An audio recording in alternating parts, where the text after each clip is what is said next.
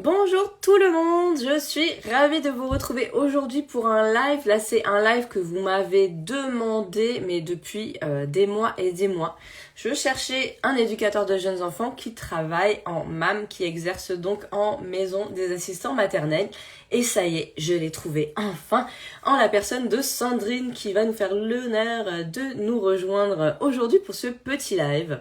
Bienvenue à tous ceux qui nous rejoignent. Je voulais d'abord m'excuser parce que je suis malade, j'ai le Covid, donc si j'ai la voix nasillarde, c'est normal. Donc voilà. Salut Sandrine! Ça fonctionne? Ça y est, ça fonctionne. On est là, on est en direct et je suis vivante et tout va bien pour l'instant. Tout va bien. Donc voilà, j'étais en train de présenter un peu le live et j'ai dit à quel point c'était compliqué de trouver un ou une yeux qui acceptait de faire un live, qui travaillait en maison des assistants maternels. Et voilà. Donc, ça y est, tu as bien voulu Oui, répondre. c'est étonnant parce qu'on est pas mal maintenant. Bah ouais, et j'ai du mal à trouver. Alors, est-ce que c'est peu connu? Je ne sais pas. Pour ceux qui nous regardent et qui passent leur VAE, si vous voulez parler un peu des lois, c'est la loi du 9 juillet 2010, donc qui est relative à la création des maisons d'assistants maternels. Oui, je triche, hein, j'ai mes notes. Et sera suivie d'une intégration de celle-ci dans le cadre plus global du décret du 15 mars 2012, qui est lui relatif au référentiel fixant les critères d'agrément des assistants maternels. Donc vous avez la loi du 9 juin 2010 et le décret du 15 mars 2012 à aller piocher. Voilà, ça c'est fait, ça Mm. c'est dit. Bonjour tout le monde, bonjour Marina. Ah, j'ai un peu de... Ah oui, si ça marche, j'ai pas de latence. C'est bon, tout va bien. Alors Sandrine, comment vas-tu? Bah, ça va, la boutonnée comme tout le monde. La goutonnée, cette fameuse goutonnée depuis le retrait des masques. C'est ça. C'est cool. Celle qu'on avait sinon le long, donc, dès que tu travailles avec des enfants, de toute façon. Voilà. Moi, personnellement, j'en On a mets toute l'année. perdu notre immunité depuis notre formation, depuis nos stages, et puis depuis qu'on met le masque, c'était foutu. Ah, Et là, c'est tout à faire. voilà, tout est à refaire, et voilà. Donc aujourd'hui, Sandrine, je présente qui est magnifique, n'est-ce pas? Qui est là. Donc tu es éducatrice de jeunes enfants, Tout à fait. mais tu travailles en MAM. Enfin, Oui. tu travailles en MAM. Donc aujourd'hui, on va surtout parler de ton parcours et de donc ce lieu un peu donc atypique, puisque visiblement personne, très peu de gens. Vous avez été nombreux quand même à bien répondre aux questions, MAM. Vous m'avez bien fait rigoler en story quand même. Ouais. Moi Euh, aussi. Mauvaise réponse et bonne réponse, c'était très très rigolo. Et du coup, Sandrine, pourquoi tu as voulu devenir éducatrice de jeunes enfants? C'était un truc qui te bottait depuis longtemps ou... En fait, tout au départ, disons que moi, j'ai toujours voulu, enfin, j'ai toujours été attirée par les métiers, on va dire, du social, de manière générale. Aller vers les gens. D'ailleurs, tout au départ, je voulais même être psychologue, voilà, pour dire ce côté écoute, tout ça. Et à l'époque, c'était un DUG, psychologie. Et puis Oui. finalement, j'ai fait les choses un peu autrement que ce que je pensais à la base. Après mon bac SMS, donc je sais plus, je crois que ça s'appelle plus comme ça aujourd'hui, je me sens vieille. Ouais. Donc ouais, tu vois, après mon bac SMS, du coup, j'ai intégré en fait une année de prépa, ça s'appelait comme ça, des prépas avant d'aller en école d'éduc. Oui. Voilà, j'ai préféré. En plus, je sortais juste du lycée, donc pas trop d'expérience à ce niveau-là. Donc des fois, c'est pas toujours, ça aide pas forcément à l'entrée dans l'école quand t'as pas trop d'expérience pour certaines fois, en tout cas à mon époque. Et du coup, j'ai cette année de prépa qui m'a permis de faire plusieurs stages très très intéressants et puis finalement d'affirmer ce que je voulais faire. Après ça, bon bah pas de peau, j'ai pas pu rentrer dans une école tout de suite. Pas de peau, oui et non parce que je me dis des fois c'est le destin. Et j'ai fait une année en tant qu'animatrice en CLSH, en centre de loisirs. Hmm. Et là, j'ai vraiment vu, bon déjà auprès des enfants, bah pas de souci, ça c'était ça.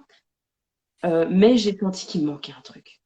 Ah, genre, je voyais des trucs, je voyais bien qu'il y avait quelque chose qu'il fallait encore que je comprenne. Enfin, il manquait de la profondeur, quoi, dans ce que je faisais.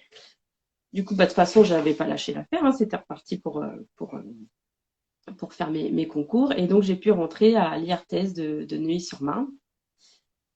Et voilà, donc super expérience. Personnellement, j'ai rencontré déjà des personnes que je vois toujours, hein, certaines personnes où je suis en contact. Voilà, j'ai créé des liens avec des personnes. La formation en elle-même était très intéressante parce que j'étais dans une école qui vraiment prenait comment on dit ça, la pédagogie active, en fait, mais même pour nous, avec notre autonomisation dans nos recherches de travail. C'était pas, on avait la licence en même temps aussi, je tiens à préciser, où là on avait des cours en amphi vraiment magistraux pour le coup, mais le côté éducateur était vraiment plus avec des personnes de terrain qui venaient parler de leur expérience, avec voilà les questionnements. Euh, Même j'ai un souvenir vraiment bien ancré, c'est le premier stage, c'était le DEF4 à l'époque, je sais pas si ça s'appelle toujours comme ça, DC4. Si, c'est ça. Autour du partenariat. Oui. Et je me suis dit, alors au départ, en fait, je rentre à l'école en disant, bon, moi, c'est les enfants. Tout cette base-là, là, on va dire à la base. Et en fait, quand je fais ce stage-là de partenariat, je me suis dit, mais en fait, il n'y a pas que les enfants, ou en tout cas, il y a tellement de choses autour qui peuvent avoir un impact. Et ça, j'avais pas du tout cette vision-là sur le côté institutionnel, finalement. En fait, oui, c'est ça qu'il y a la PMI qui joue, qui donne son accord, agrément, ça c'est important. Si je travaille pour une municipalité, donc il y a la mairie aussi qui joue aussi dans les projets, les accords de projet, et puis il y a tous les petits partenaires, si je peux dire, autour sur lesquels ils sont très intéressants, tout ce qui est médiathèque et tout ça. Et ça, je sais que c'est des choses que je garde aujourd'hui. C'est-à-dire que dès que je vais dans un nouveau boulot, je cherchais le partenaire qui était possible autour. J'essayais d'avoir un partenariat avec une imprimerie, par exemple. Et je récupérais les chutes de papier pour les enfants. Ah oui, Voilà, c'était... toi, tu vois déjà vraiment depuis le début le travail d'éducateur comme un travailleur social qui travaille en réseau, etc. Et tu sais que le DF4 et le DC4, c'est la bête noire de la plupart des étudiants. Le DC4, c'est la bête noire de mes candidats, de mes élèves quand elles passent leur VAE. Enfin, ça leur fait peur. Et pourtant, vous voyez que c'est possible de trouver des éducatrices qui apprécient Ah aussi oui, moi, le côté j'adore cette partie-là. institutionnel. Après, si ça peut rassurer, moi, donc, je suis rentrée en formation en 2006, mais j'ai pas eu mon diplôme en entier en 2009. Je n'ai pas eu le DC4 parce qu'en fait, dans mes réponses, j'étais trop dirigée vers DC2. Je suis trop restée en fait finalement vers l'enfant parce qu'il est pour moi une priorité. Mm. Donc trop dans les... Et du coup, à l'écrit, j'ai pas su. Mais rassurez-vous, j'ai pu l'année d'après repasser juste cette épreuve-là. Et là, par contre, j'ai explosé le score. Donc je me dis, bon, c'est voilà. Donc tout n'est pas perdu quand on l'a pas une fois, on l'a ensuite et ça se voit pas. Je veux dire sur le terrain, ça se voit pas que je l'ai pas eu du premier coup. De toute façon, il n'y a On m'a aucun rien dit. il n'y a, il y a pas d'intérêt de dire. Et du coup, pour en revenir à ta formation, est-ce qu'il y avait des stages qui t'avaient marqué à l'époque? Tu sais qu'on est de la même promo finalement, du coup. Du coup, 2006-2009 au final. C'est ouais, ouais. J'ai mis un peu plus de temps, mais c'est mon style à moi. J'aime prendre mon temps. je fais des... C'est bien. Du coup, tu avais dit... Oui, donc au niveau des stages, alors j'ai fait 3 stages et c'est vraiment choisir des stages, on va dire, qui sortent un peu du commun de ce qu'on trouve plus facilement sur le marché du travail. J'ai commencé par une crèche parentale parce que le système parental m'intéressait, donc je voulais voir de l'intérieur comment ça se passait. J'ai pu faire un projet, je me souviens, on avait fait un projet potager. Donc, on avait créé avec les parents, avec l'équipe, essayer de faire voilà, quelque chose de commun. Donc, ça, c'était très intéressant. Mais je crois que ça disparaît de plus en plus, ce format-là, parce qu'il y a de moins en moins d'aide, en fait, pour qu'ils puissent s'ouvrir, quoi. Le deuxième stage qui m'a beaucoup marqué, parce que c'était mon stage long, c'était celui en école maternelle Montessori, au Oui. Pré-Saint-Gervais. Donc très intéressant parce que du coup, je suis éducatrice jeunes enfants, mais pour pratiquer là-bas, il faut quand même être éducatrice montessorienne, qui est une autre formation. Oui. Mais déjà, je suis dans une équipe qui a accepté mon stage, donc forcément qui savait. Et en fait, c'est très complémentaire, très complémentaire. J'ai beaucoup appris. Après, c'est comme tout, hein. Moi, je suis pas pro Je suis Montessori. pas comment. Ouais, pas. Oui, je suis pas pro même n'importe quelle Pédagogue. pédagogie finalement. Tu vois. Oui. Et en fait, j'essaie de prendre le meilleur enfin, ce qui me semble le meilleur de chaque pédagogie. Voilà, je pense qu'on peut apprendre de tout, même sur des choses, je pense, même un peu en dehors de la petite enfance, parfois. C'est ce Donc, que ça très intéressant. j'appelle Sur, la pédagogie du bon sens. c'est bien, ça, j'aime beaucoup ce nom. C'est Je vais regarder. de Jérôme Dumortier qui dit ça dans son dernier article. On a étudié ça l'autre fois avec mes élèves. Et donc, il appelle ça la pédagogie Ah, du bon sens. Et voilà, donc je trouvais ça très intéressant. ah ben, je connaissais pas, tiens. Eh ben, je regarderai, ça m'intéresse.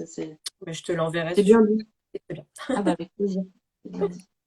Et alors du coup, en Montessori, ce qui m'a en fait marqué, c'est de me rendre compte qu'en fait, c'est plus fort que nous à la base, ou surtout on n'a pas l'habitude, mais de les laisser en autonomie et qu'ils ont cette capacité à faire les choses sans nous, qu'ils n'ont pas besoin de nous pour tout, mais vraiment pas, et que c'est vraiment nous adultes qui anticipons trop tu vas te faire mal, tu vas te couper, alors que ils épluchaient les légumes avec un économe, ils ont toujours leurs doigts, ils coupaient, enfin, ils transvasaient de l'eau, ils en mettaient pas forcément partout. Et s'ils en mettaient partout, il y avait une petite éponge, Non, mais ils là, essuyaient par eux-mêmes.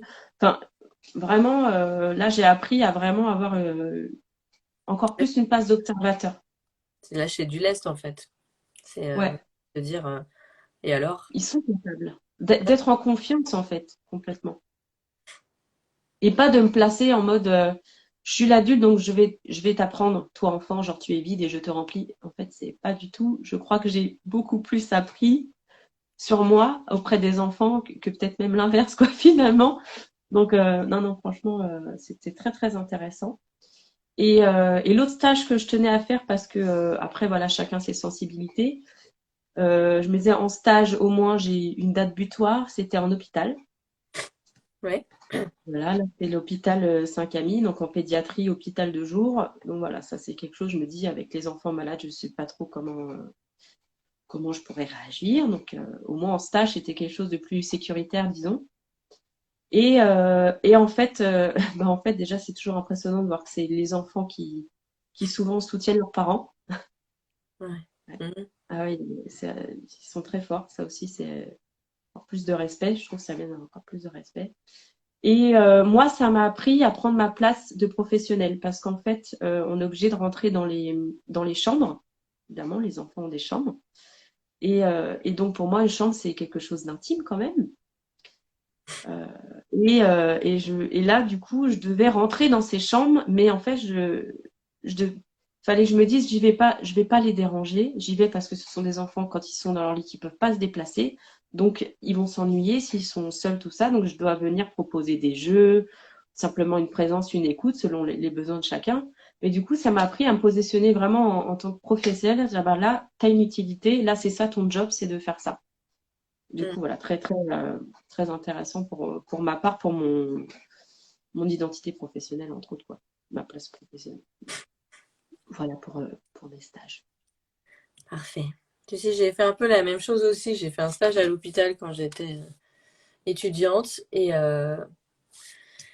moi je l'ai pas aussi bien vécu que toi du coup parce que du coup je supportais plus d'être dans les services vu ce que je voyais, mais en même temps j'étais arrivée à une période où il y a un enfant qu'on avait perdu et du coup je suis allée dans la maison de l'enfant pour toute la grande majorité du stage plutôt que dans les services directement. Mais moi tu vois c'était plus dans l'optique de me dire je vais voir l'enfant malade parce que je travaillerai jamais dans un lieu comme ça. Donc c'était mon petit challenge C'est que j'ai ça.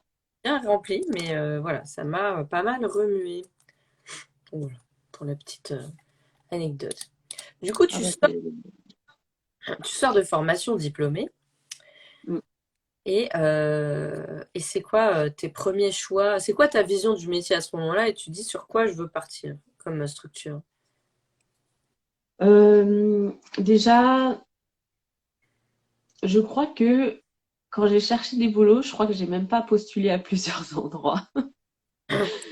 J'ai trouvé un endroit et qui me plaisait par son projet.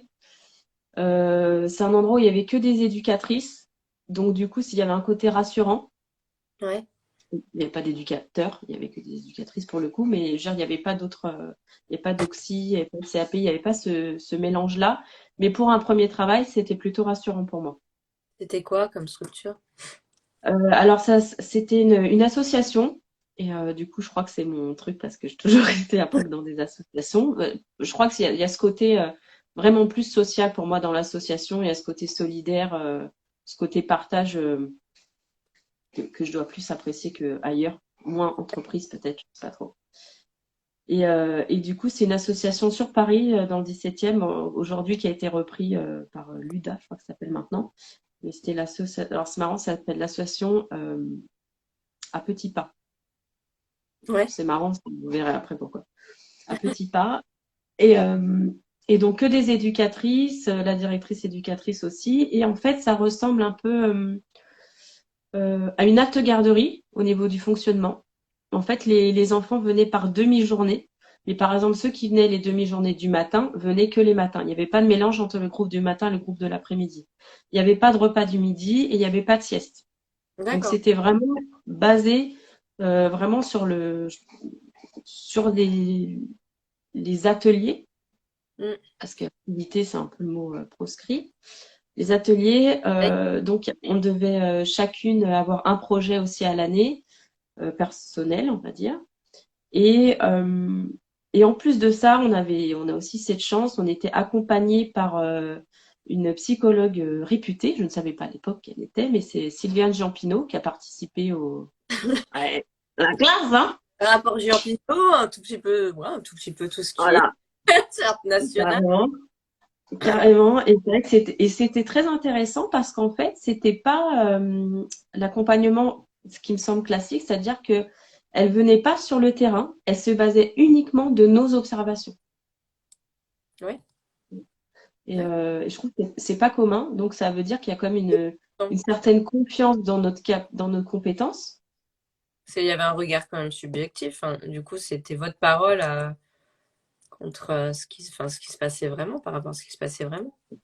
C'est ça, et finalement, elle prenait aussi en compte le subjectif sur ce côté nos ressentis et qui en fait a aussi son importance quand on ressent quelque chose. C'est soit il y a quelque chose en rapport avec nous-mêmes, et c'est intéressant, c'est qu'évidemment on partageait nos observations avec toute l'équipe, donc tout le monde n'avait pas le même ressenti parce qu'on n'a pas tous la même vie aussi. Donc bon, après c'est une introspection à faire sur soi-même, du coup qui est très intéressant dans ce lieu-là. Mm. Donc très très très intéressant. En tout cas, ça m'a permis moi pareil de plus me rassurer en tant que JE dans mes compétences, de m'asseoir en fait dans cette position-là auprès de l'enfant du coup et de la famille. Et après dans l'équipe du coup c'était plus tous au même niveau quoi, hiérarchique, il n'y avait pas d'autre chose. Donc Mm. très intéressant. Après j'ai quand même arrêté au bout de 2 ans parce que c'était sur Paris. Moi ça me faisait 3 heures de transport aller-retour par jour. Effectivement. Voilà, donc j'ai tenu 2 ans, mais donc après j'ai changé pour une autre association, alors pas le même style d'association. Je suis allée à la Maison Kangourou Mm. à, à Brie. Donc là vraiment je change de type de structure, parce que là je suis en crèche classique mais interentreprise. Donc là la place de l'EGE est quand même différente, parce qu'on me demande de quand même accompagner l'équipe. On me demande d'être une transition entre l'équipe et la direction, et voire même à un moment donné d'être en continuité de direction. D'accord. Voilà, Déjà. du coup, là, pour moi, c'était me lancer dans le grand bain un petit peu, hein. Là, ça faisait combien de temps du coup que tu travaillais? Bah, là, ça faisait 2 ans. J'ai Ok. changé au bout de 2 ans. Ouais, ouais c'est ça, 2 ans. Donc, bah, pareil, très intéressant, puisque là, je devais me placer. Pareil, dans la première structure, j'avais pas de bébé. C'était des enfants à partir de marcheurs, en fait, des enfants marcheurs. Donc là, par exemple, je commence chez les bébés. Donc, d'office, j'avais pas fait encore. Donc, c'est, voilà, challenge nouveau, j'aime bien. Je, je n'aime pas m'ennuyer. Je ne m'ennuie pas. Et du coup, bébé, donc j'apprends plein de choses. Les auxiliaires de puériculture m'apprennent énormément parce que moi, je sais pas faire un biberon. Même sur l'accompagnement du change, franchement, au top. J'ai une équipe pluridisciplinaire, mais vraiment du tonnerre. Ouais, j'ai eu cette chance que je sais que c'est pas partout, mais j'ai une super équipe très dynamique avec des idées et du coup on n'a pas, je trouve que j'ai pas eu besoin de faire un accompagnement des fois de choses de base en fait, c'était déjà acquis ces choses-là, donc on a pu aller vraiment dans des choses plus profondes, plus sortir sa zone de confort aussi pour certains. On a fait de l'itinérance ludique aussi, donc ça c'est top. Et on a fait aussi beaucoup dans le soutien à la parentalité. On a créé comment on appelle ça? On appelait ça à l'époque. En fait, c'était un petit temps où les parents pouvaient venir avec leurs enfants et en fait, on lisait, on avait vraiment fait comme un peu les filles de la médiathèque, quoi. On a lu des histoires, mais vraiment un peu en mode spectacle. En fait, on mettait la musique en fond, on a fait un petit décor, enfin, on a vraiment fait un truc comme ça et ça permettait de partager ce moment et d'avoir un temps Des lectures autrement partagées. quand c'est de porte avec les parents. C'est pas des lectures partagées? Bah, on n'appelait pas ça comme ça, mais finalement, c'est un petit peu ça. Après, on laissait les livres à dispo et on pouvait finalement discuter avec les parents, vraiment plus prendre le temps, parler de leur enfant aussi. Donc ça, c'était une des un des bons souvenirs de là-bas. En plus, on avait une super salle de motricité qu'il n'y a pas partout non plus. On a un jardin. Enfin voilà, franchement, j'étais bien lotie. Et Pourquoi? puis, il y a, bah, depuis, il y a des changements que tout le monde subit à un moment donné. C'est-à-dire que on nous a demandé d'intégrer plus d'enfants, mais pas plus de professionnels. Donc, enlever la salle de psychomote, enfin de motricité, pour en faire une section. Donc, une section supplémentaire, mais sans professionnels supplémentaires. Et, euh, et du coup, bah, d'ailleurs, à cette époque-là, si vous la suivez, je travaillais avec Coralie Nardon, donc qui est les aventures de la directrice. Je peux commencer son nom sur Insta. Une directrice. Ah oui, ouais, je Les vois. aventures d'une directrice JE ou un truc comme ça. Mais du coup, voilà, j'ai bossé avec elle. Et donc, on a eu un peu le Elle même constat de. a co-écrit le livre, le manuel de survie des AP et des EGE, je crois. Ouais, c'est ça, elle a fait ça. Par rapport à son groupe sur Facebook, s'appelle du même nom, quoi, le Cercle des EGE SAP. Et puis elle a écrit un nouveau livre toute seule sur la motivation. Oui, récemment. Je suis entourée de personnes exceptionnelles. Mm. C'est vrai en plus. Je rigole même pas. C'est Non, beau. c'est vrai que j'ai un réseau du tonnerre. Et du coup, bah voilà, ça c'était un peu la petite goutte d'eau parce que bah je me dis mais là en fait on va me demander du travail à l'usine. Enfin c'est vraiment ce que j'avais en tête, ça allez hop, on change la couche, hop hop hop, à la seconde, on va chronométrer. Je pouvais pas concevoir ça comme ça. Donc à cette époque, donc je suis partie aussi parce que j'avais en fait j'ai eu plusieurs choses en même temps. J'avais un projet de partir aussi un peu à l'étranger. Donc je me dis ça tombe bien l'un dans l'autre. Et je suis partie en Angleterre, alors pas très longtemps. Je crois que je suis partie 2 mois, 2, 3 mois, Madame. pas très longtemps. Mais suffisamment pour arriver à bosser en crèche quand même. D'accord. En Angleterre. Donc, ouais, en Angleterre, à Birmingham. Donc, bah, voilà. Donc, Et c'est comment les crèches? Birmingham, hein. Pas Buckingham, hein. Birmingham, c'est Oui, pareil. je sais. Pas la même. Et Plus à c'est la comment campagne. les crèches? C'est quoi la différence avec les crèches en Angleterre? Bah, en fait, déjà, ils n'ont pas l'école maternelle comme nous. Eux, les enfants de 3 à 5 ans, ils sont encore dans la crèche, ce qu'ils appellent la preschool, en Oui, fait. Donc, du coup, tu as jusqu'à 5 ans, finalement, la crèche. Mais par contre, c'est pareil, c'est en section. Et puis, finalement, ils ont un accompagnement comme en maternelle, hein, oui. voilà, voilà, au final. Donc, j'ai pu aller, du coup, un peu dans chaque. Donc, intéressant, hein, forcément. Après, voilà, j'ai qu'une crèche, donc je peux pas généraliser. Mais voilà, au-delà de la barrière du langage, que je me débrouille un peu, et je suis loin d'être bilingue. Voilà. Là, il y avait des choses à prendre et à laisser, évidemment, pour moi, voilà, au niveau de l'intimité, du change, du rapport un peu aux enfants, c'était pas trop mon kiff. te dire la vérité. Par contre, ils avaient en libre service, par exemple, le sable et l'eau dans la salle de vie et j'ai trouvé ça top. Ok. Ils avaient une salle aussi d'inspiration nos Hélènes, ils en avaient une vraiment faite pour ça. Ça pareil top avec les fils lumineux, les trucs au mur, tout ça qui se met. Donc voilà, il y a des choses comme tout à prendre à laisser. Ils utilisaient eux déjà la tablette pour noter les trans en fait. Et les parents avaient accès à ça, ils mettaient des photos aussi dessus. D'accord. Voilà. C'est clair. Voilà. Donc intéressant quand je suis rentrée. Euh, Et Et donc, c'est aussi à ce moment-là, du coup, je suis rentrée plus tôt que prévu. Et en fait, j'ai mon amie Hélène, qui est auxiliaire de puriculture. Et toutes les deux, souvent, on se partageait en soirée filles, les soirées copines, on se partageait un peu nos expériences un peu de boulot. Et on voyait qu'on était quand même sur la même longueur d'onde au niveau de l'accompagnement des enfants et des familles aussi. Et ben voilà, j'entends parler d'Emma, mais je me dis, tiens, pourquoi pas? Donc, je me renseigne un petit peu. Je trouve du coup sur Internet le, le guide de mars 2016. Et je crois qu'il n'y en a pas d'autres qui sont sortis depuis. Donc, vous pouvez tout ouais. sortir ça, le guide de la maison sur Internet de mars 2016, qui indique un petit peu le processus pour créer la MAM, prévoir tout ça. Et donc, on se lance. Voilà, on se lance, on commence à écrire notre projet d'accueil, donc le projet éducatif parce que nous, on appelait encore ça comme ça, vu qu'on sortait de crèche, forcément, on est resté un peu dans ce format-là. Alors, De attends, toute je vais façon, maintenant, ça.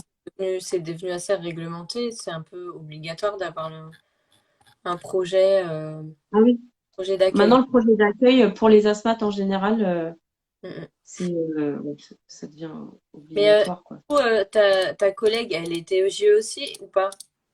Non, auxiliaire puriculture. Ok. Et ma question, déjà, c'est pourquoi vous avez ouvert une MAM et pas une MEGE? Alors, parce que ça n'existe pas, une mèche, parce qu'en fait, tout simplement, parce qu'en fait, tu es obligé d'être assistante maternelle pour créer ces structures. Tu es obligé d'avoir le statut. T'es pas, tu es D'accord. éducatrice, ok, mais tu es aussi assistante maternelle. Si t'as pas la formation, tu peux pas ouvrir de MAM. Donc c'est pour ça n'existe pas. Tu peux être que des éduques, mais vous aurez forcément le statut d'assistante maternelle avec le parent employeur et tout ce qui va avec.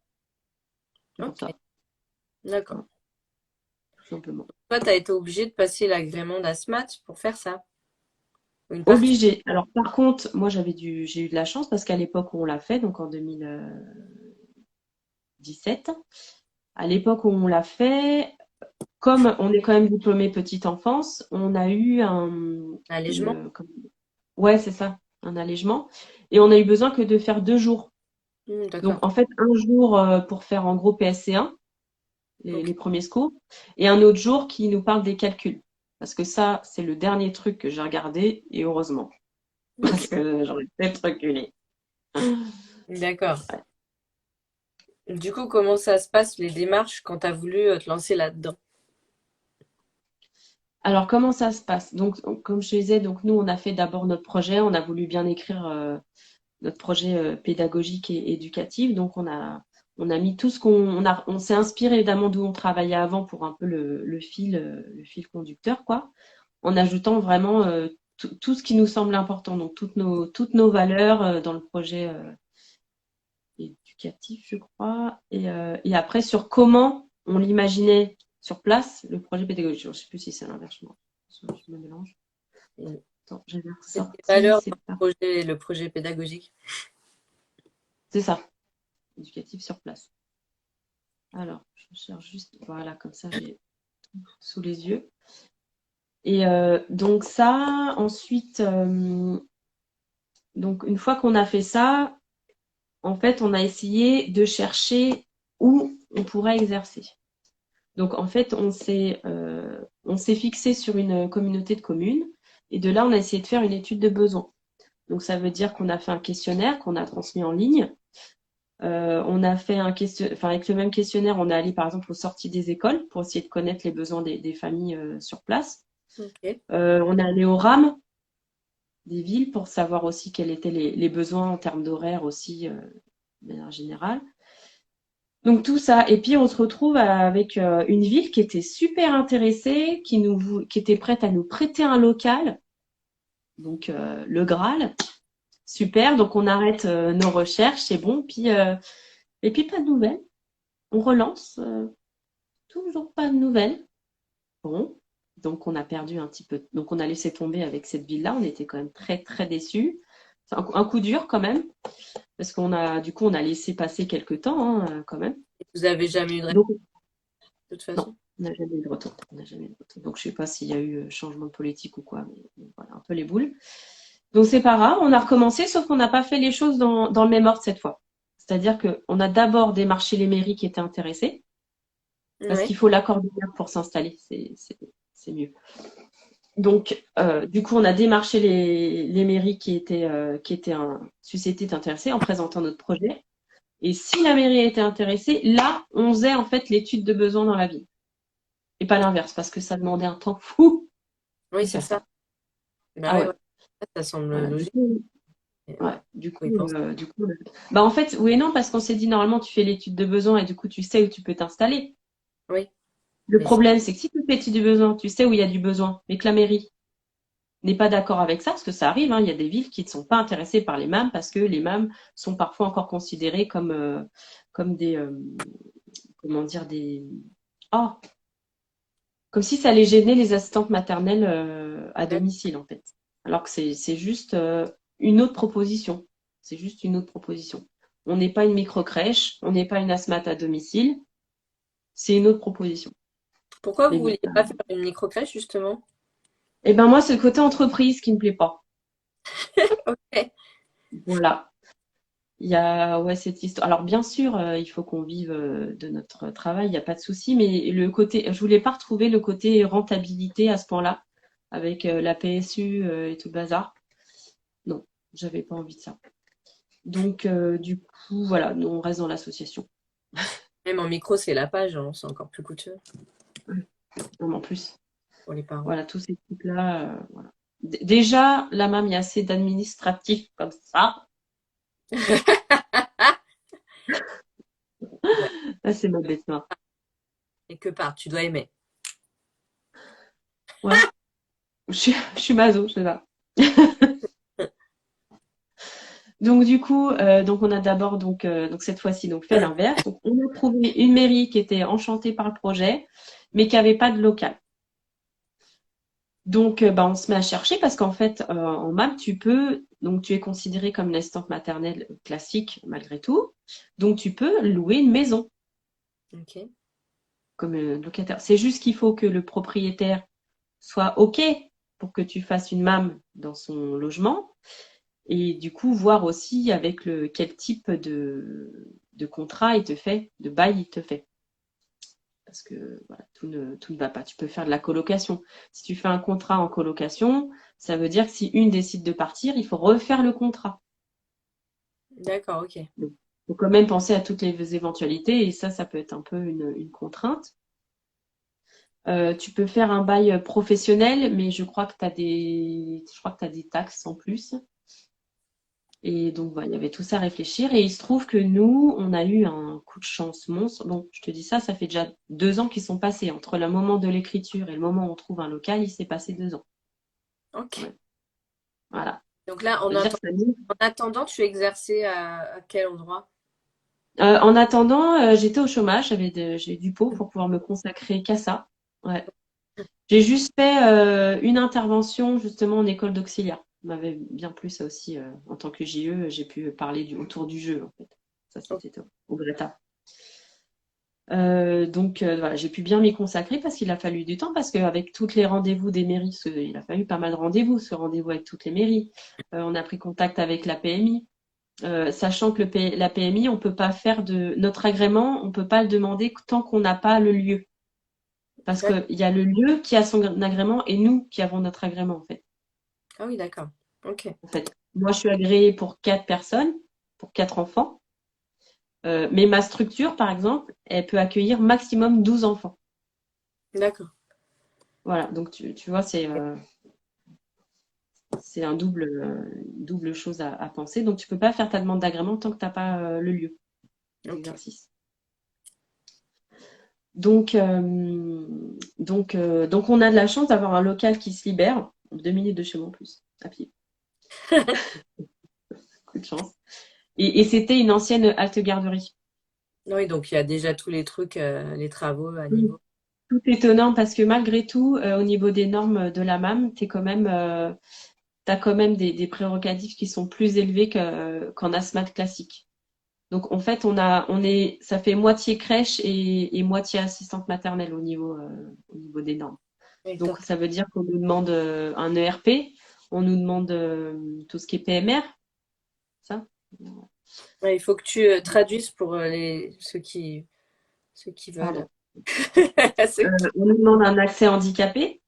Voilà, D'accord. faut que les parents, s'il y a des parents en situation de handicap ou des enfants en situation de handicap, ça dépend après de ton projet, si tu veux prendre ou pas ce type d'accompagnement d'enfant, mais faut qu'ils puissent y accéder dans la structure. Euh, et tout ce qui est ERP, c'est en fait tout ce qui est norme pour recevoir du public. Donc, il y a les pompiers qui viennent valider selon si tu as un étage ou pas, t'es ERP4, ERP5, tout ça, pour en fait voir les sorties de secours. Ok. Pardon, voilà. Donc voilà, il y a tout ça à faire quand même, encore en administratif.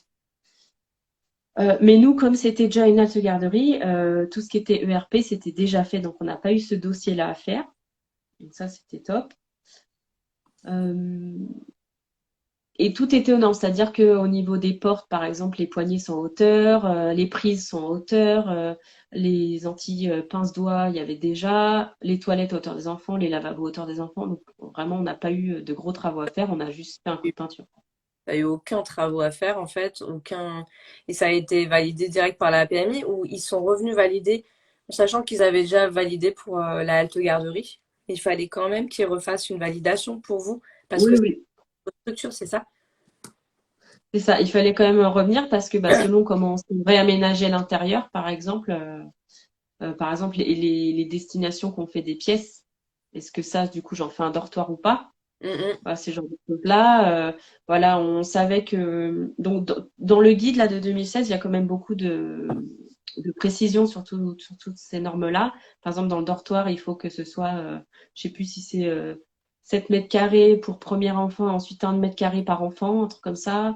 Donc ça veut dire que selon la surface de la pièce du dortoir, bah, je peux mettre 8 enfants selon voilà ça. Euh, il y avait quoi encore? Faut une fenêtre dans le dortoir, mm. ou en tout cas une aération dans le dortoir. Bon, il y a toutes ces normes-là à faire attention. Donc la PMI va revoir si du coup on n'a rien oublié, voir bah, le mobilier qu'on utilise. Donc ils viennent voir quand on a déjà quand même tout installé, valider tout ça et voir si notre projet est bien. Elles vont nous questionner sur les journées types qu'on imagine. Après, nous, on avait cette chance d'avoir déjà bossé, donc au niveau des journées types, on était un peu calé quand même. Mais c'est quand même pas le même rythme de travail, concrètement. Euh, Parce qu'en fait, là, il n'y a pas de directrice, il n'y a pas de secrétaire. Euh, Tu te tapes tout. Il n'y a pas de femme de ménage. Il y a pas, tu dois te taper tout de A à Z. C'est-à-dire que les demandes pour les places, bah, des fois, tu fais ça chez toi hein, le soir sur tes mails. Euh, bah, normalement, après ta journée de travail, bah, tu dois tout faire le ménage dans la structure. Voilà, Ouais, c'est ça. Tu es à la fois agent administratif, gestionnaire, agent c'est ça. technique, professionnel de la petite enfance. Oui, c'est ça, t'es tout. Et puis, ouais, c'est complètement ça. Tu as plusieurs casquettes, en fait. Et il y a aussi, qu'est-ce que je voulais dire? Hum, Je sais pas ce que je voulais dire. Donc, tu m'as dit, tu te tapes tout. Et Ouais. Oui, et comme c'est un groupe multi-âge, ouais, du coup, forcément, les rythmes ne sont pas les mêmes. Donc, ouais, par exemple, t'as pas ta pause d'1 heure pour aller manger, quoi. C'est-à-dire que soit tu fais le choix de manger avec les enfants, comme une asthmate à domicile, hein. Enfin, après, ça s'organise évidemment, c'est une organisation personnelle. Soit nous, on arrive à s'organiser parce qu'en fait, du coup, on est trois. parce que comme on a trouvé ce local qui est assez grand et par rapport au loyer, tout ça, on a décidé d'avoir une troisième personne avec nous Oui, puis c'est pour pour 12 pouvoir enfants. partager les frais, quoi. Tu avais dit que tu avais eu un agrément pour 12 enfants, donc vous pouviez. Oui, en plus. Quoi. Voilà, du coup, trois, on pouvait facilement. Et, Et vous l'avez recrutée ou vous la connaissiez ou parce que du coup vous êtes aussi un peu recruteur du coup. alors oui, alors c'est assez délicat parce on est recruteur sans lettres, Ouais, parce qu'en fait, c'est les parents qui sont employeurs. Mais effectivement, nous, on cherche une équipière, quoi. oui, On cherche une équipière qui pourrait, qui serait d'accord avec notre projet, même si forcément on est ouverte au fait de l'améliorer, hein, ça c'est sûr. Mais quelqu'un qui aurait quand même les mêmes un peu objectifs, la même pensée de travail quand même de base, parce qu'on est sur la motricité libre, tout le monde ouais. n'est pas en tout cas à l'aise avec ça. Ouais, On est là sur le vous êtes portage, par exemple, nous, on a été formés au portage, ma collègue Hélène et moi, donc oui, faut c'est que ce ça, soit quelqu'un. le multi-âge, la motricité libre, libre exploration et le portage aussi, ouais, vous avez le portage. Ouais, le portage, et on s'est aussi formé à la langue des signes. Ok. Euh, Voilà, communication plus ça va, gestuelle, plus on s'en rajoute. la communication gestuelle associée à la parole pour les bébés. Non, on a vraiment fait la LSF pour le coup. Ah bon? Ouais, parce qu'en D'accord. fait, il y a quand même cette chance-là dans le fait d'être assistante maternelle, c'est qu'on a droit à 58 heures de formation par an, et en Ok. fait, qui sont rémunérées finalement, parce que la plupart de ces formations se font le samedi. Parce que évidemment, si tu fais en semaine, bah, en fait, tes parents, enfin, les familles, elles doivent se débrouiller, donc t'essayes évidemment de déranger le moins possible malgré tout. Donc c'est assez étrange parce que dans un travail classique, tu vas faire tes formations sur tes heures de travail. Là, t'évites. Oui. Voilà. Donc du coup, tu fais plus le samedi, mais t'es rémunéré pour ça. Donc c'est plutôt doublement cool parce que t'es formé, t'es payé pour. Moi, j'aime beaucoup le principe. Et du coup, on a pu faire une formation de 35 heures pour vraiment faire la LSF. Alors évidemment, comme on pratique pas, nous, tous les jours la LSF, on a perdu quelques notions, ça c'est sûr, mais on a gardé quelques mots et du coup, on peut dire que ça rejoint le geste associé à la parole, puisque on va faire les chansons, il y a quelques mots qu'on maîtrise et on essaie de parler, de faire des phrases, mais c'est sûr vu qu'on pratique pas, on n'a pas eu besoin finalement, même si on a été ouverte à accueillir des enfants malentendants, Et du coup, mais la du coup, professionnelle, elle doit adhérer aussi à vos valeurs de base. c'est ça. Alors qu'elle ne soit pas formée, c'est pas grave, mais au moins qu'elle soit ouverte à l'idée, quoi, qu'elle Mhm. en ait envie, voilà, qu'elle partage nos valeurs, quoi, finalement. Et du coup, c'est quoi vraiment les gros soucis déjà que tu as rencontrés, on va dire avant l'ouverture, au moment de l'ouverture de la MAM? Enfin, en tout cas, qu'est-ce que Euh, tu pourrais conseiller à ceux qui voudraient ouvrir une MAM déjà de faire attention? euh, bah, là, par rapport à mon expérience, je disais où il y a une mairie qui nous a dit OK, finalement non. Donc finalement, ne pas arrêter de chercher à côté. Faut Mhm. peut-être trouver, voilà, faut pas trop compter sur s'il n'y a rien de signé, en gros, faut continuer, peut-être trouver mieux, d'ailleurs, on ne sait jamais. Après, ce que je dirais, ce qui peut être intéressant, parce que ça, on l'avait quand même fait aussi, on est allé rencontrer d'autres mâmes, quand même aussi avant.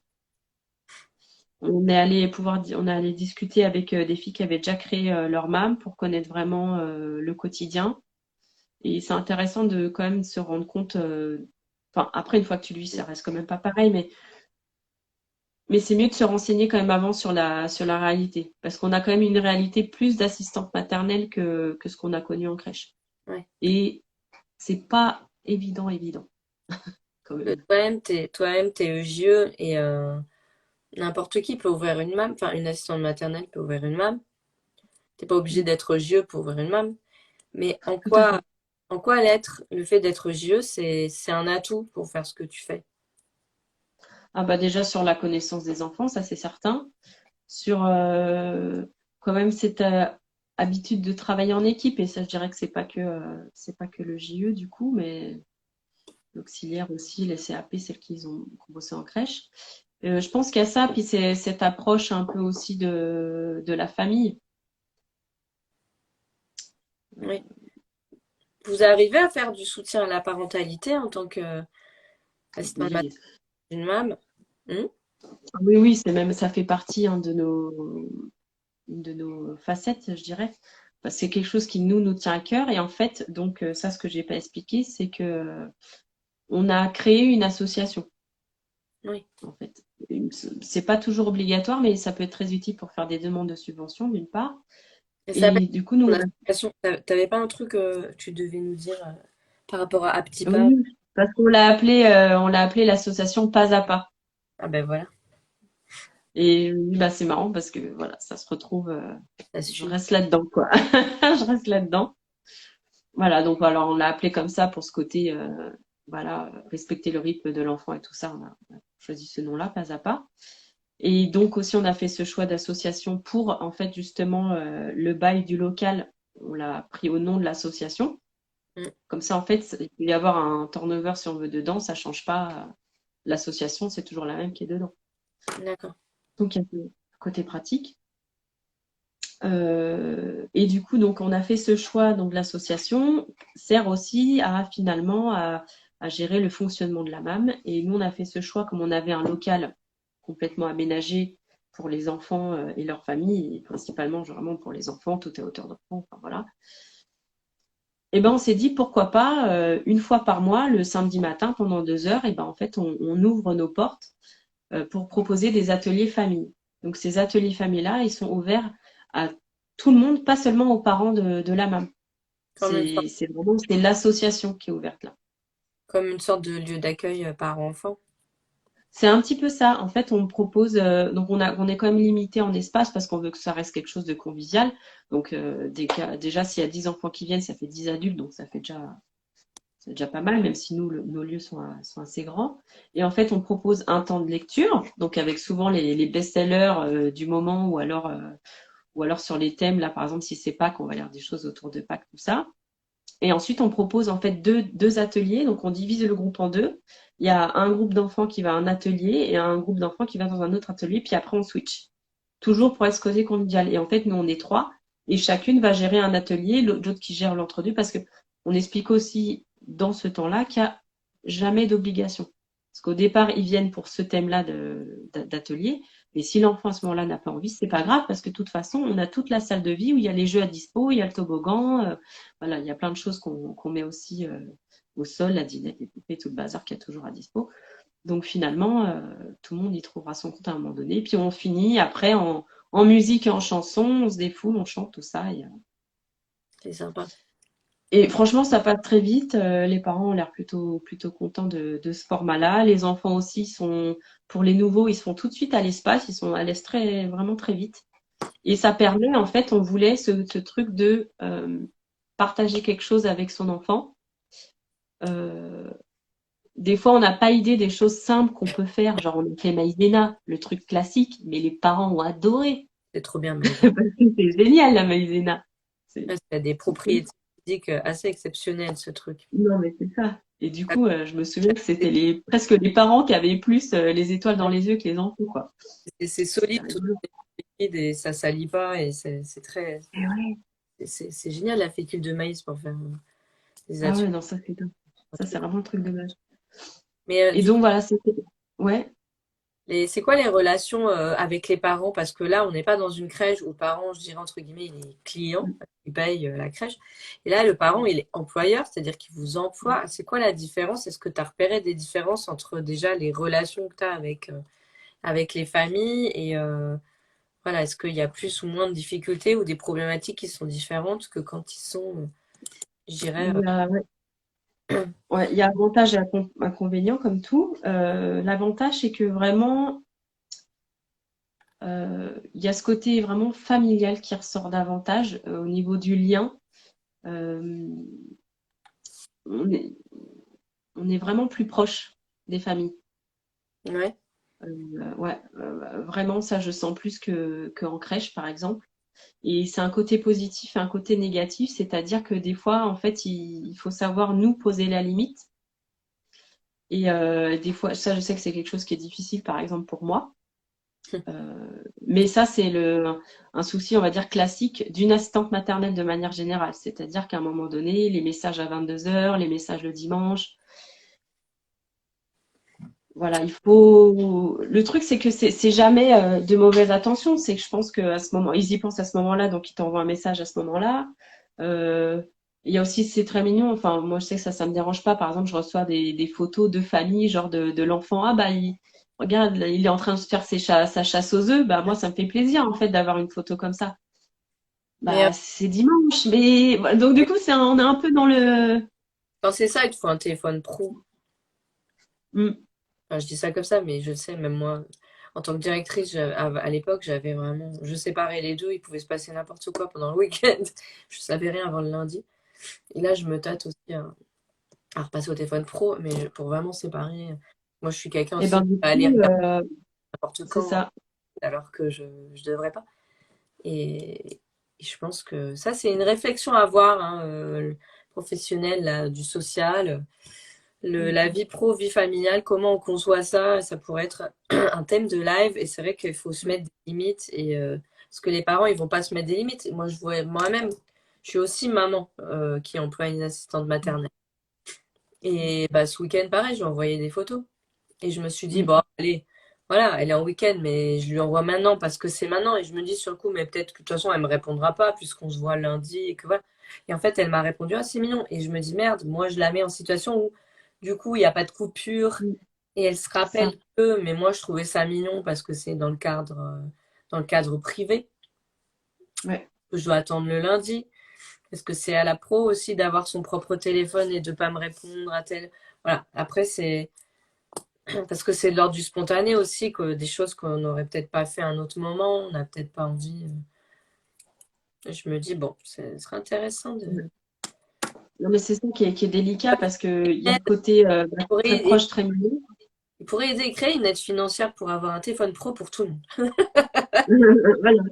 Bah, du coup, on l'a mis en place parce que parce qu'à un moment donné, ça a été quand même un petit peu trop, en tout cas à notre goût. Moi, je commençais à en pâtir quand même.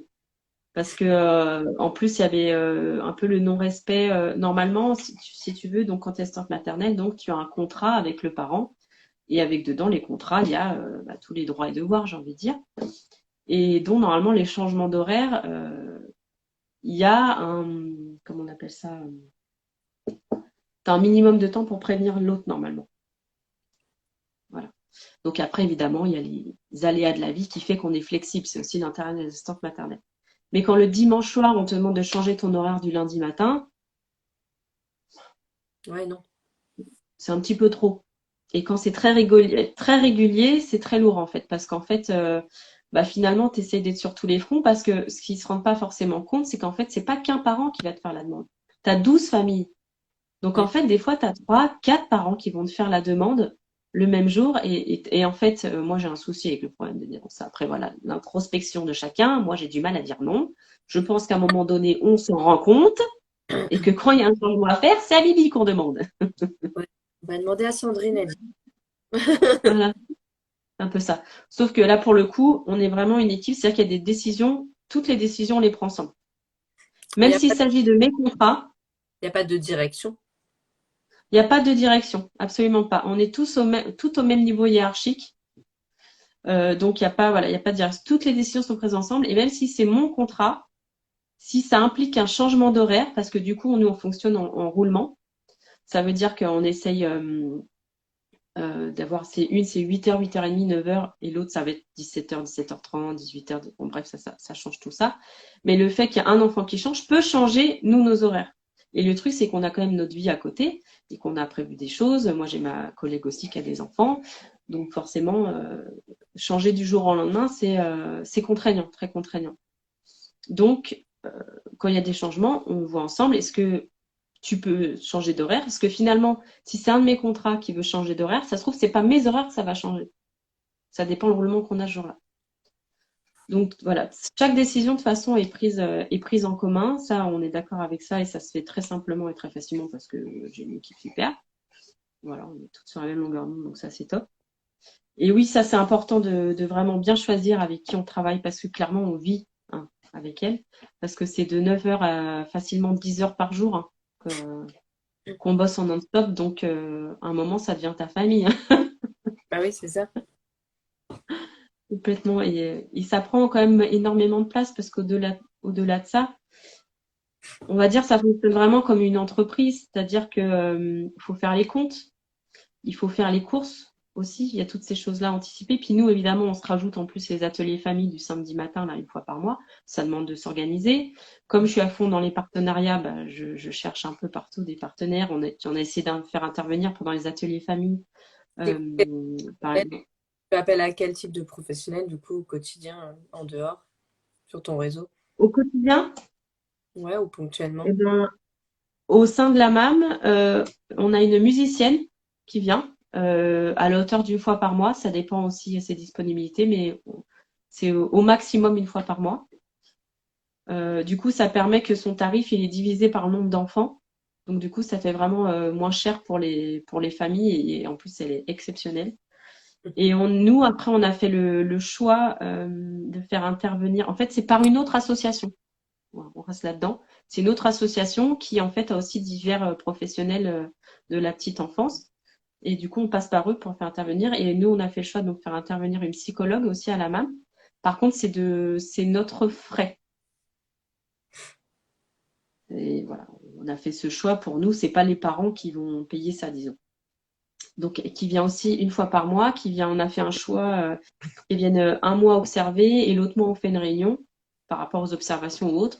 Ça nous permet aussi, nous aussi un peu de vider notre sac parce que finalement on n'a pas trop de ce temps-là pour un peu décharger, hein, parce que Mm, c'est la réalité aussi de terrain où on emmagasine beaucoup d'émotions, que ce soit les émotions des enfants, mais aussi finalement des familles et de leurs problèmes de famille aussi de temps en temps. Parce qu'on est aussi à l'écoute du coup des parents, euh, sans rentrer dans la psychologie, mais simplement on est dans un certain soutien malgré tout. On est aussi une personne eux qui voient tous les jours. Donc Et ça vous fait ils ont de réunions d'analyse des pratiques, en fin de compte, qui sont quand même exactement. riches et hyper utiles. Et À, ben, que- exactement. Et en fait, faites ça- du coup, à quelle fréquence vous faites vos réunions? alors, nous, on a des réunions d'équipe une fois par mois, mais ça va être sur plus organisationnel, je dirais. Et après, avec la psy, c'est une fois tous les 2 mois, on va dire, en réunion. Et D'accord. voilà, c'est plus ça parce que comme elle est vraiment extérieure, Mm, c'est plus aidant parce que t'as beau être éduque et de savoir les choses qu'on te dit de la pépé machin. Quand t'as la tête dans le guidon, t'as la tête dans le guidon. Hein. mm. C'est ça. Exactement. Faut savoir s'en rendre compte, quoi. Donc, ouais, on a pas mal de personnes, enfin, on essaye en tout cas d'être entouré.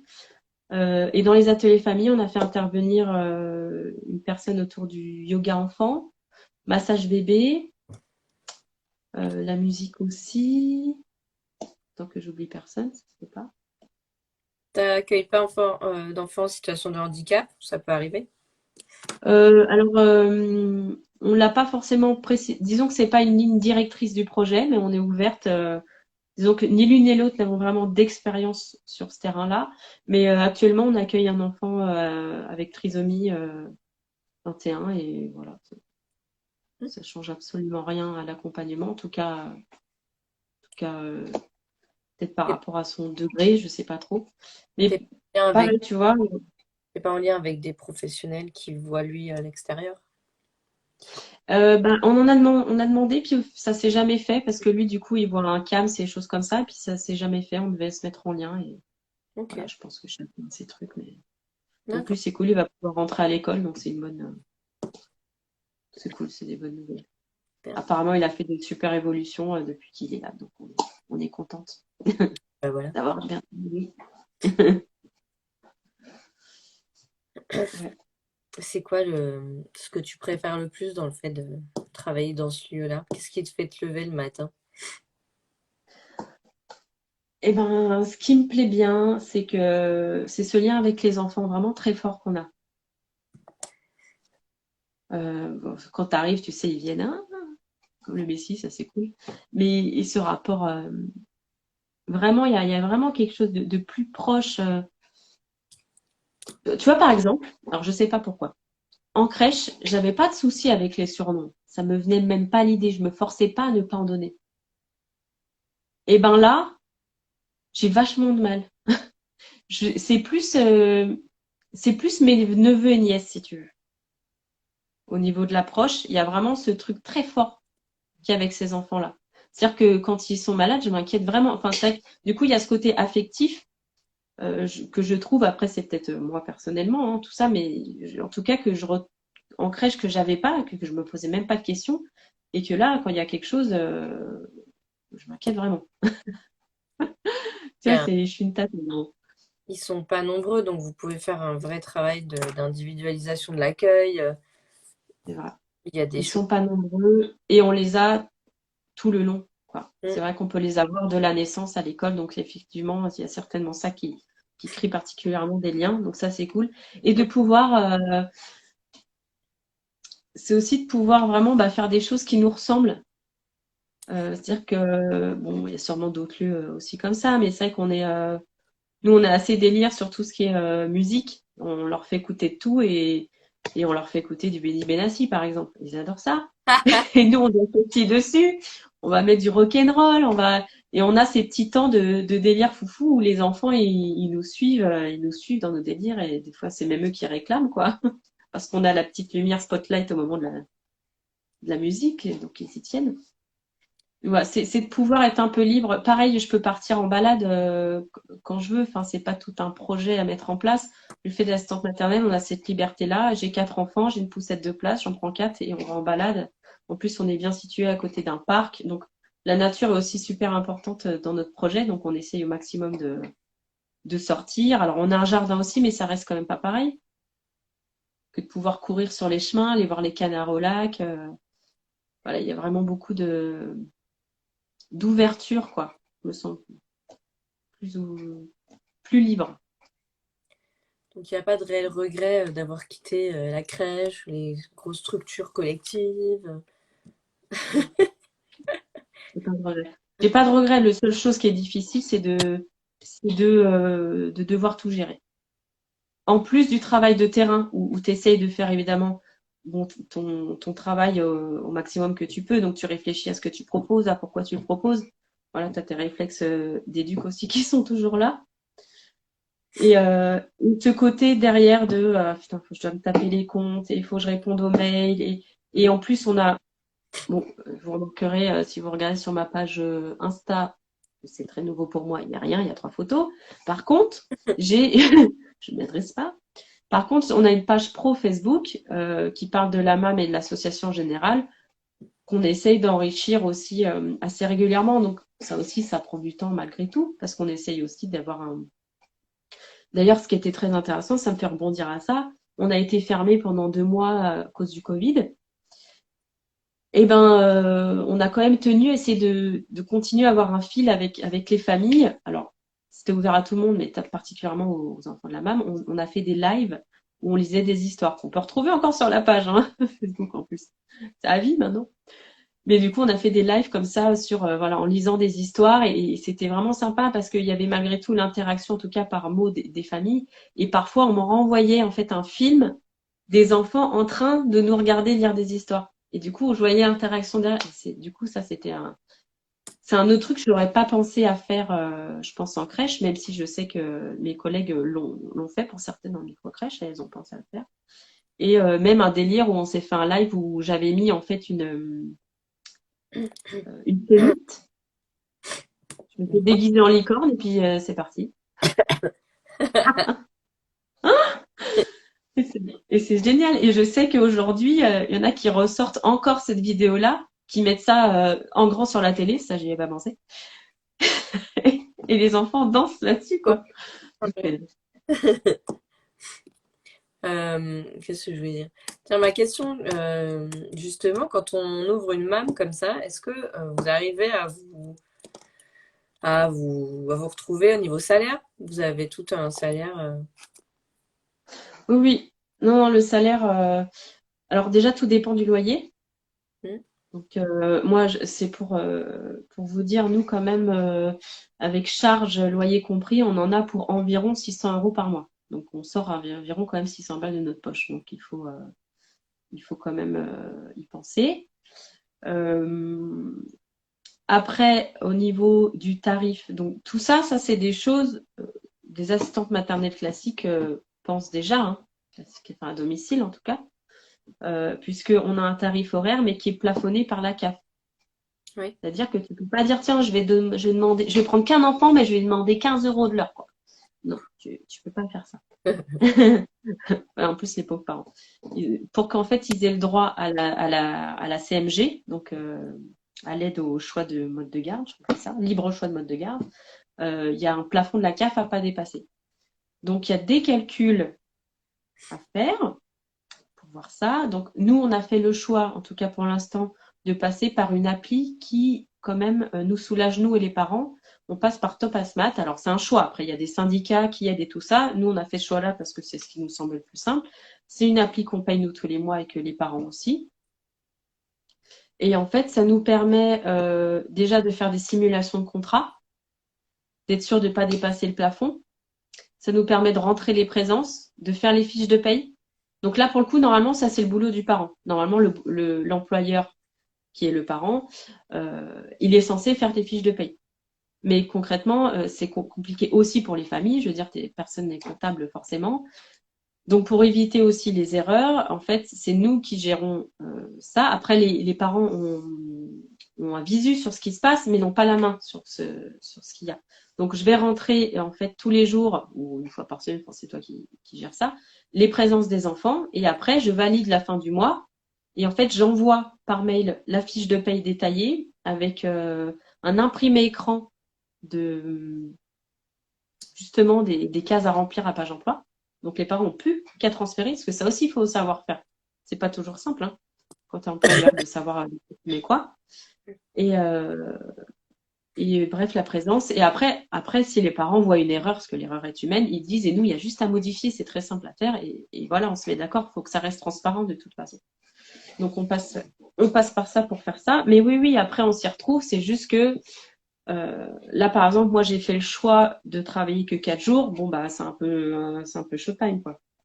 Mais ça va quand même. Mais par contre, tu travailles à temps plein. Par contre, voilà, quand tu travailles à temps plein, tu travailles 50 heures, quoi. Ouais, c'est ça. 50 heures, c'est rare. Voilà. Ouais, tu vas. Donc, mais bon, comme tu es en équipe, ça quand même, t'es un peu soulagé. Enfin, tu peux passer le relais. Enfin, tu vois, c'est pas, ça reste aussi plus facile, ce côté équipe. Faut bien s'entendre. Mais oui, tu t'y retrouves. Oui, j'ai même gagné plus qu'en étant à SMAT, qu'en étant éduc de terrain, ça c'est sûr, hein. À un moment donné, quand j'étais vraiment à temps plein, j'étais bien à 3000. Ça va. Oui, ça va. Après, par contre, t'enlèves les 600. Oui. Voilà. Faut toujours penser à ça, quoi. T'as toujours ces frais-là. Donc, tu peux bien t'y retrouver. Genre, là, par exemple, là, par contre, à mi-temps, c'est un peu moins, avec le mercredi en moins, c'est forcément moins intéressant pour moi en tant qu'éduc. Mais par exemple, ma collègue auxiliaire agriculture qui pouvait peut-être pas prétendre à un salaire euh, plus intéressant qu'une éduc, bah là, du coup, elle s'y retrouve vraiment bien, quoi. Donc, il y a Ouais. ces possibilités-là. Mais par contre, c'est clair que tu gagnes mieux, mais tu taffes, quoi. Ouais, ça se voit en temps de travail, en C'est investissement. ça. En investissement, et d'ailleurs, à propos de ça, j'en ai pas parlé, mais l'investissement aussi financier. Ça demande un investissement financier, là même. Parce que quand on a loué le local, il a fallu qu'on le loue quand même à vide pendant un moment, le temps de le retaper, et du coup d'acheter le matériel, tout ça. En gros, on a dépensé 10 000 euros, 5 000 euros chacune pour lancer le projet. Juste lancer le projet, parce qu'ensuite, on doit toujours dépenser régulièrement pour pouvoir s'acheter des nouveaux trucs. Bon, alors, faut savoir que quand tu as ton agrément, tu as quand même une aide de 600 euros quand tu viens d'avoir ton premier agrément. Donc, ça peut t'aider à payer poussettes et choses comme ça. Et quand tu crées une MAM et qu'en plus, tu es dans un secteur qui est en demande, qui a des besoins, tu as aussi une aide, du coup, de qui? Je crois que c'est de la CAF, je sais plus. Je crois que c'est à hauteur de 3 000 euros, un truc comme ça. Mais par contre, tu t'engages à signer la charte de qualité et tout le bazar. Et de pas, et de rouler pendant au moins 2 ans, je pense, comme ça. D'accord. Ok. Donc, tu as quand même quelques aides. Mais par contre, c'est ponctuel, t'en as qu'une et puis c'est tout. Après, ce que nous, on essaye de faire, vu qu'on a une association, on demande des subventions à la mairie. Mais comme c'est un peu particulier, ce schéma-là qu'on propose MAM et Atelier Famille, en fait, la mairie veut subvenir qu'aux besoins des ateliers famille, parce qu'elle considère que la MAM, c'est quelque chose de privé. Ok, génial. C'est c'est particulier. Sachant que bah, ce qu'on achète pour la MAM, forcément, ça va aller pour l'association, vu que les familles vont dans la structure. Donc, elles bénéficient de tout ce qu'on va acheter.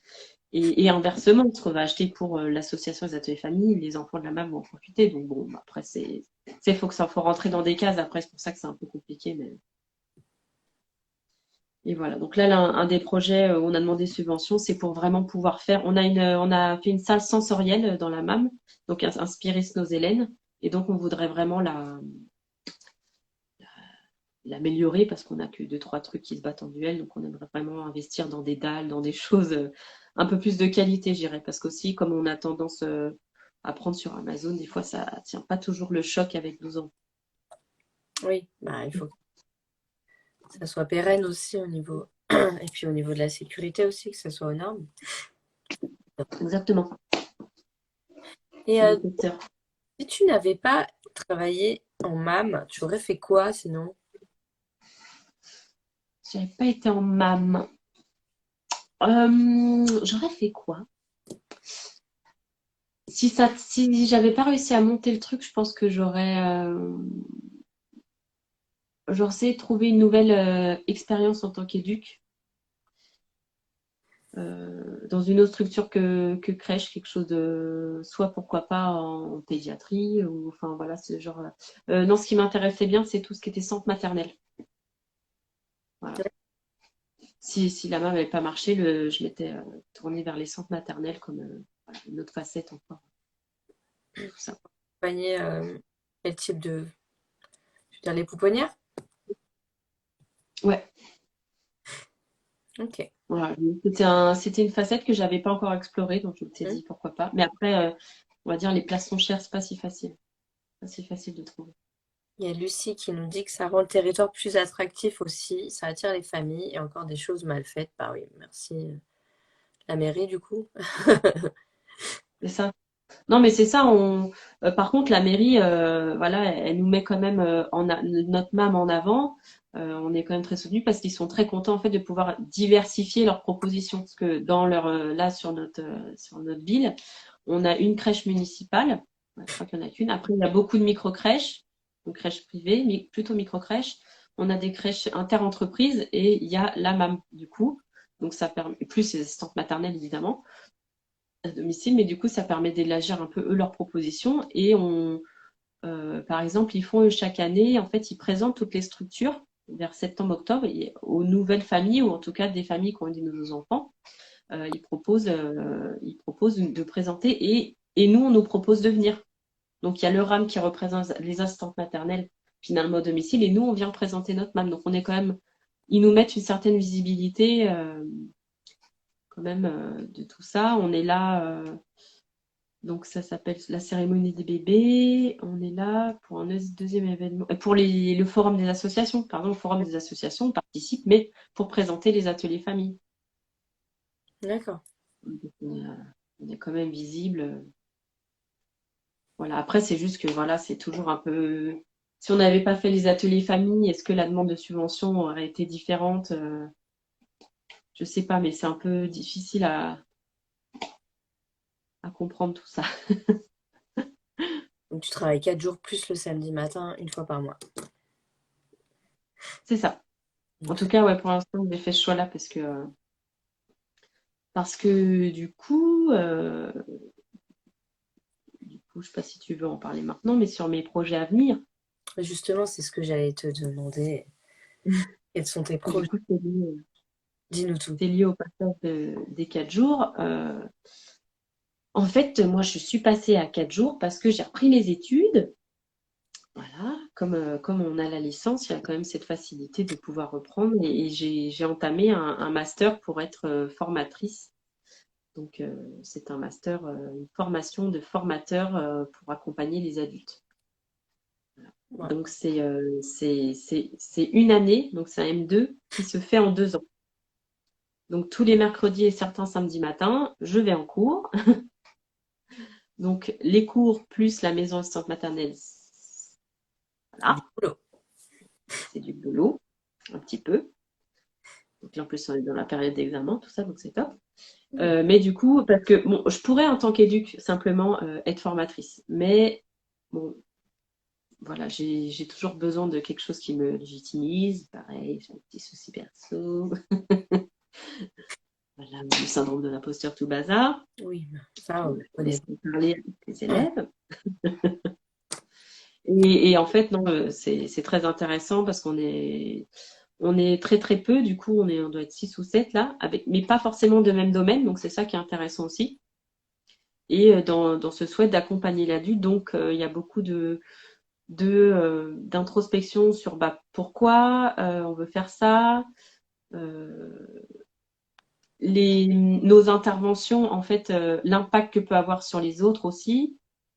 Donc c'est très intéressant. Et finalement, on va tourner autour de l'APP.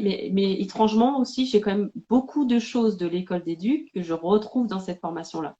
Sur tout ce qui est l'analyse institutionnelle.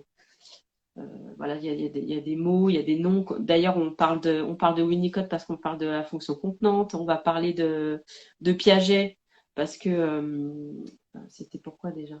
Sur tous les stades. Parce que par exemple, on va parler du transfert, du contre-transfert, tout ça. Voilà, ça va. Donc il y a des choses finalement, on retrouve, on a une bonne base, disons. Oui, ça m'a fait la même impression l'année dernière quand j'avais fait ma certification de formatrice. Moi, pour le coup, j'ai pas fait un master, mais j'ai fait une certification. Oui. Mais du coup, parce que je m'étais dit, bon, au bout d'un moment, ça va bien, je suis éducatrice. Et c'est vrai que ça m'a. Il y avait plein de choses que je me disais, mince, j'avais déjà étudié en formation et voilà, effectivement, je l'avais fait pour avoir le diplôme et pour avoir une certif. Mais voilà.